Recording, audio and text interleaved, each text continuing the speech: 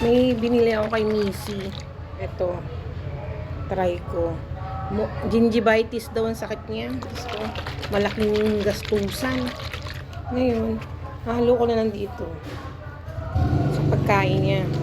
Para susubukan ko muna to. Remedy na to. Sa kanya. Baka gumaling. Lalagyan ko siya ng 1 ml.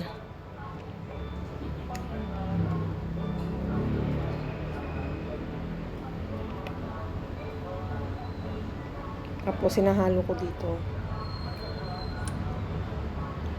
Kasi ayaw niya nang dinidirekta. Yan, ito. Ayan. Pag nalalasahan niya. Kaya hinahalo ko na.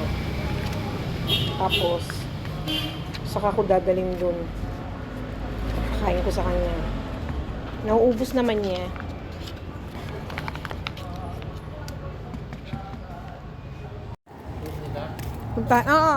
Puntaan ko si Missy.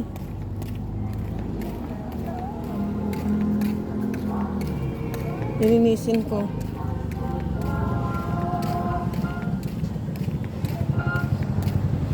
Para mapakain ko tong Tapos ugasan ko yung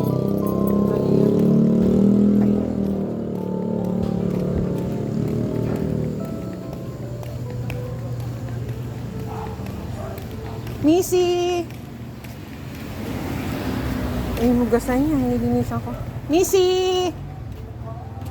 Missy! Missy! Missy!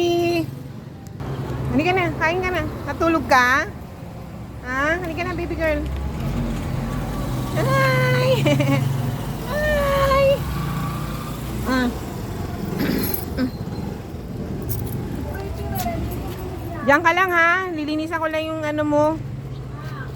Alam mo bang dadaling ko to sa vet na isang araw tumalon? Ha? Tumalon sa tricycle. Hindi ko siya nadala. Kailangan ko ng cage hindi ko siya nadala.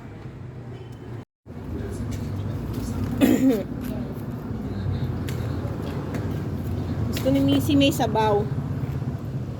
Tumalon to sa tricycle. Papabit na sana namin. Kasi wala naman akong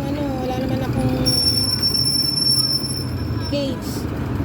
Sigurado may magbabash na naman yan. Baka di ka bumili ng cage wala nang pang-bet. Pabili pa ng cage.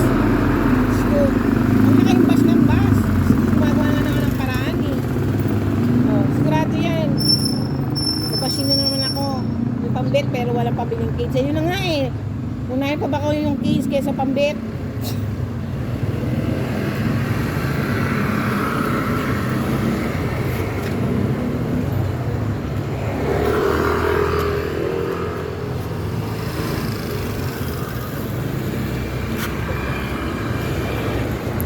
Kasi pag hindi ka umiinom ng direkta,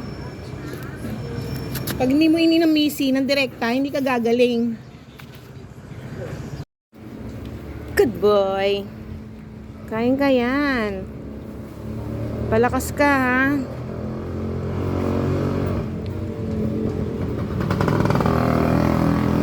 Yung mga tama sa kanya.